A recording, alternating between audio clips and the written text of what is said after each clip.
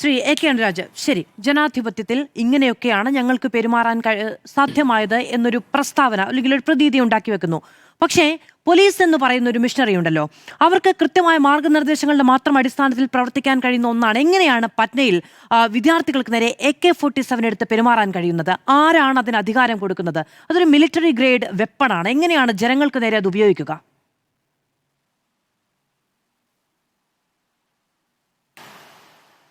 അല്ല, ഈ പോലീസിംഗിൽ ഉണ്ടാകുന്ന വീഴ്ച എന്ന് പറയുന്നത് ഇപ്പോൾ അതിനകത്ത് എന്താണ്, ആ പോലീസ് ഉദ്യോഗസ്ഥൻ ഇപ്പോൾ ഒരു തോക്ക് AK-47 തോക്ക് ഉപയോഗിച്ചു എന്ന് കണ്ടെത്തി അദ്ദേഹത്തെ സസ്പെൻഡ് ചെയ്തു. അപ്പോൾ ഇനി എന്താണ് അതിൽ സംഭവിച്ചതെന്ന് ഇനി അന്വേഷിച്ചാലേ നമുക്ക് പറയാൻ പറ്റുള്ളൂ. അതിന് ഇത് നേരത്തെ എന്താ സംഭവിച്ചതിനെ കുറിച്ചുള്ള വിവരം എനിക്കില്ല.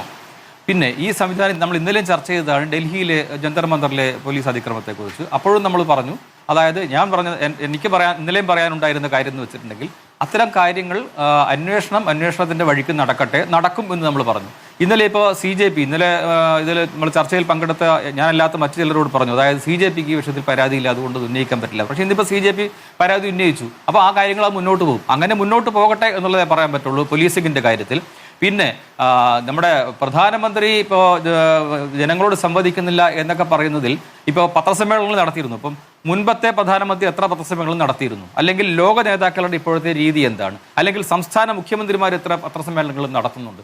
ആശയവിനിമയത്തിൻ്റെ രീതികളിൽ എന്തെല്ലാം മാറ്റങ്ങൾ ഈ ഡിജിറ്റൽ യുഗത്തിലുണ്ടായി?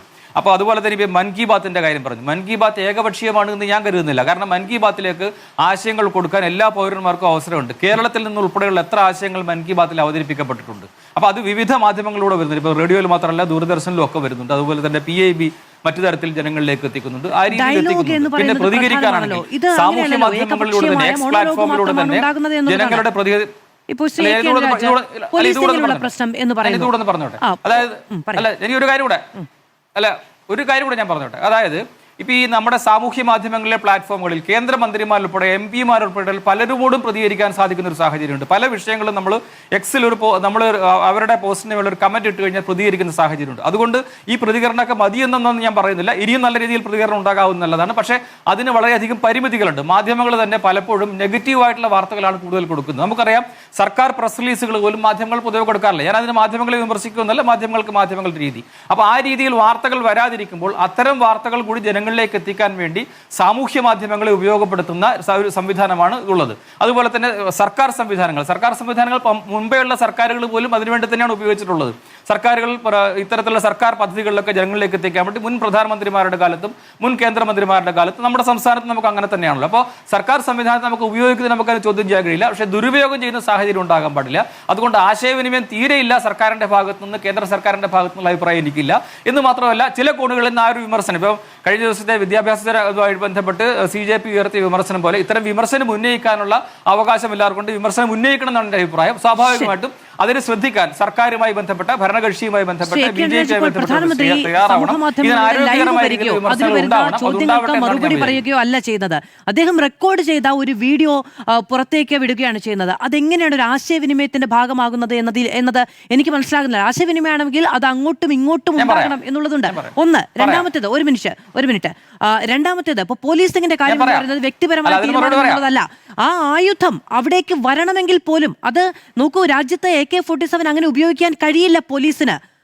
അങ്ങനെ ഉപയോഗിക്കാൻ കഴിയില്ല എന്ന് മാത്രമല്ല, പൊതുജനങ്ങൾക്കെതിരെ ഒട്ടും ഉപയോഗിക്കാൻ കഴിയില്ല എന്നുള്ളതാണ് നമുക്കറിയാവുന്നതാണ്. AK-47 ഉപയോഗത്തിനൊക്കെ വളരെ കൃത്യമായ മാനദണ്ഡങ്ങളുണ്ട്. ആ ആയുധം അവിടെ അദ്ദേഹം വീട്ടിൽ നിന്ന് കൊണ്ടുവരുന്നൊന്നുമല്ലോ അങ്ങനെ വ്യക്തിപരമായ കുറ്റം പറയാൻ.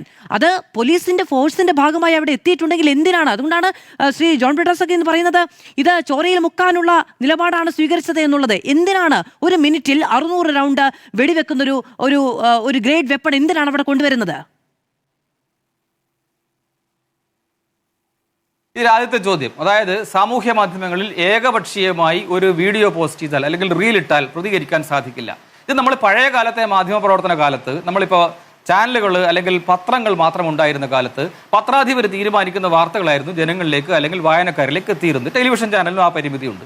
എന്നാൽ ഡിജിറ്റൽ മാധ്യമങ്ങൾക്ക് ആ പരിമിതി ഉണ്ടോ? ഇപ്പം ഉദാഹരണം പറയുകയാണെങ്കിൽ പ്രധാനമന്ത്രി നരേന്ദ്രമോദി എന്ന് പറയുന്ന വ്യക്തി ഒരു പോസ്റ്റ് ഇൻസ്റ്റഗ്രാമിൽ ഇട്ട് കഴിഞ്ഞാൽ അല്ലെങ്കിൽ ഒരു വീഡിയോ ഷെയർ ചെയ്ത് കഴിഞ്ഞാൽ അതിനോട് പ്രതികരിക്കാനുള്ള വേദി അവിടെ തന്നെയുണ്ട്. ഇത് ഭാരതത്തിലെ ഓരോ പൗരനും ലോകത്തിലെ ഓരോ വ്യക്തിക്കും പ്രതികരിക്കാനുള്ള സാധ്യത അവിടെ ഉണ്ട്. അപ്പൊ ഏറ്റവും കൂടുതൽ ആശയവിനിമയം നടക്കുന്ന വേദികളല്ലേ അത്? അതിന് ഉപയോഗപ്പെടുത്തുന്നത് നമ്മളതിനെ വിമർശിക്കുന്നത്. അതിന് പുതിയ ഈ പറയുന്ന ആശയവിനിമയ കാലത്തെ സ്വാധീനം എന്ന തലക്കെട്ടിലല്ല ചർച്ച ചെയ്യുന്നത്. എന്തുകൊണ്ടാണ് പ്രധാനമന്ത്രി ചോദ്യങ്ങൾക്ക് മറുപടി പറയാത്തത് എന്നുള്ളതാണ് നമ്മുടെ മുന്നിലുള്ള പ്രശ്നം. അല്ലാതെ സമൂഹ മാധ്യമങ്ങളുടെ സ്വാധീനം എന്ന വിഷയത്തിൽ നമ്മളൊരു പൊതുചർച്ച സംഘടിപ്പിക്കുകയല്ല ചെയ്യുന്നത്. അതിന്റെ സാധ്യതകളെ കുറിച്ച് അവലോകനം ചെയ്യുകയല്ല ചെയ്യുന്നത്. അല്ല, ഞാൻ പറയുന്നത് ജനങ്ങളിലേക്ക് എത്താൻ ഇന്ന മാധ്യമ രീതി മാത്രമേ പാടുള്ളൂ എന്ന് നമ്മൾ പറയുന്നത് ജനങ്ങളിലേക്ക് എത്തിക്കാൻ കഴിയുമായിരിക്കും. ജനങ്ങൾക്ക് അദ്ദേഹത്തിലേക്ക് എത്താൻ കഴിയുന്നില്ല എന്നുള്ളതാണ് പ്രശ്നം. ജനങ്ങൾക്ക് അദ്ദേഹത്തിലേക്ക് എത്താൻ കഴിയുന്നില്ല, ചോദ്യങ്ങൾ ചോദിക്കാൻ കഴിയുന്നില്ല എന്നതാണ്. സാധാരണക്കാർ പോലും എത്തുന്നുണ്ട്. ഞാൻ പറയുന്നത് ഏതു സാധാരണ പറയുന്നത് കേരളത്തിന്റെ വിവിധ ഭാഗങ്ങളിലുള്ള വിഷയങ്ങൾ പോലും പ്രധാനമന്ത്രിയുടെ ശ്രദ്ധയിൽപ്പെടുത്തുകയും ആ രീതിയിൽ അതിന് പ്രതികരണം ഉണ്ടാവുകയും നടക്കുന്ന കാര്യം അതൊരു PR എക്സസൈസ് എന്ന നിലയ്ക്കാണ്. ഇവിടെയുള്ള ഏതെങ്കിലും ഏറ്റവും സാധാരണക്കാരായ മനുഷ്യരുടെ ഒരു പ്രശ്നം അല്ലെങ്കിൽ ഒരു നേട്ടം തുടങ്ങിയ കാര്യങ്ങളൊക്കെ കൃത്യമായി അദ്ദേഹത്തെ അറിയിക്കുന്നു, അദ്ദേഹം അതിലൊരു പരാമർശം നടത്തുന്നു. അതുകൊണ്ട് തീരുന്നതല്ല ജനാധിപത്യത്തിലെ ജനങ്ങളുടെ ആശയവിനിമയത്തിന്റെ ആവശ്യം എന്ന് പറയുന്നത്. അതുകൊണ്ട് പരിഹരിക്കാൻ കഴിയുന്നതല്ല. നമുക്കൊരു ചോദ്യമുണ്ട്. രാജ്യത്ത് ഇത്രയും വലിയ അനീതി നടക്കുന്നു, എങ്ങനെയാണ് വിദ്യാർത്ഥികൾക്കെതിരെ ഈ തരത്തിലുള്ള വെപ്പണുകൾ ഉപയോഗിക്കുന്നത്? നമുക്ക് ചോദിക്കണം സാർ. നമ്മൾ ആരോട് ചോദിക്കും? ഞാനൊരു ഫേസ്ബുക്ക് വീഡിയോ ഇടാം ഈ ചർച്ച കഴിഞ്ഞാൽ, പ്രധാനമന്ത്രി അതിനോട് പ്രതികരിക്കുമോ? ഞാനൊരു ഇൻസ്റ്റാഗ്രാം വീഡിയോ ഇടാം, പ്രധാനമന്ത്രി അതിനോട് പ്രതികരിക്കുമോ? അതെ, ഇത്തരം ചോദ്യങ്ങൾക്ക് എന്താണ് അർത്ഥം പ്രസക്തി എനിക്കറിയില്ല. കാരണം നമ്മളിപ്പോൾ ഓരോരുത്തരും നടത്തുന്ന പ്രതികരണങ്ങളോട് ഫേസ്ബുക്കിലൂടെ നടത്തുന്ന ഓരോ പോസ്റ്റ് ഇട്ട് കഴിഞ്ഞാൽ അതിനോട് ഇതുപോലെ വലിയൊരു രാജ്യത്തിന്റെ പ്രധാനമന്ത്രി 145 കോടി 150 കോടി വരുന്ന ഇന്ത്യക്കാരോട് എല്ലാം പ്രതികരിക്കുക എന്ന് പറഞ്ഞാൽ പ്രായോഗികമായി സാധ്യമായിട്ടുള്ള അതുകൊണ്ടാണ് ഈ പറയുന്ന 140 കോടി ജനങ്ങളെയും പ്രതിനിധീകരിക്കുന്ന ജനപ്രതിനിധികളുള്ള ലോക്സഭയിൽ മറുപടി പറയണമെന്ന് പറയുന്നത്. അതുകൊണ്ടാണ് സമൂഹ മാധ്യമത്തിൽ ഒളിച്ചിരിക്കാതെ 140 കോടി ജനങ്ങളുടെ ജനപ്രതിനിധികൾ ഉള്ള ലോക്സഭയിൽ മറുപടി പറയണമെന്ന് പറയുന്നത്. അതുകൊണ്ടാണ് സാർ, അങ്ങ് തന്നെ ആ ഉത്തരത്തിലേക്ക് എത്തിയിട്ടുണ്ട്. ശരി, നന്ദി. ശ്രീ ജോൺ ബ്രിട്ടാസ്, ഒരു മിനിറ്റ്. ശ്രീ ജോൺ ബ്രിട്ടാസ്, അതാണ് പറഞ്ഞത്. ചോദ്യങ്ങളില്ലാത്ത ഇടം ഒളിച്ചിരിക്കലാണ് സാർ. ചോദ്യങ്ങളില്ലാത്ത ഇടം ഒളിച്ചിരിക്കൽ തന്നെയാണ് ജനപ്രതിനിധികളെ സംബന്ധിച്ചിടത്തോളം. ചോദ്യങ്ങളില്ലാത്ത ഇടമല്ല, ചോദ്യങ്ങൾ ഏറ്റവും കൂടുതലുള്ള ഇടമാണ്. ഇപ്പൊ ഇതേ സാമൂഹ്യ മാധ്യമങ്ങൾ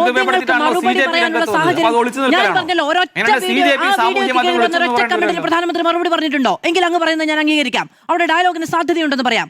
ആ വീഡിയോയ്ക്ക് താഴെ വന്നിരിക്കുന്ന ഒരൊറ്റ കമന്റിന് അദ്ദേഹം മറുപടി പറഞ്ഞിട്ടുണ്ടോ? അല്ല, ഈ ഓരോ കമന്റുകൾക്ക് മറുപടി പറയണമെന്നാണോ പറയുന്നത്? ഇല്ല, അതുകൊണ്ടാണ് പറയുന്നത്. ഈ പറയുന്ന ജനങ്ങളുടെ ചോദ്യങ്ങളെ പ്രതികരിക്കുന്ന ജനപ്രതിനിധികൾ ലോക്സഭയിൽ പ്രസ്താവന നടത്തണമെന്ന് ഒന്നുമില്ല സാർ. ഞാൻ അങ്ങോട്ടൊരു വീഡിയോ പ്രശ്നം തരും, നിങ്ങൾ അത് കേട്ട് നിങ്ങളത് അവിടെ ഇരുന്നു കൊള്ളണം എന്ന് പറയുന്നത് തിട്ടൂരമാണ്. അത് ജനാധിപത്യത്തിൽ അതിനിടവുമില്ല. ഞാൻ അങ്ങേക്ക് വരാം, അങ്ങൊന്ന് ക്ഷമിക്കൂ.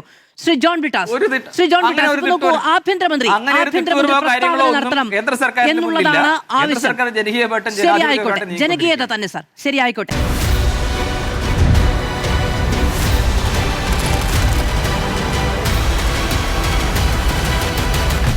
Debate with Madhu Saji.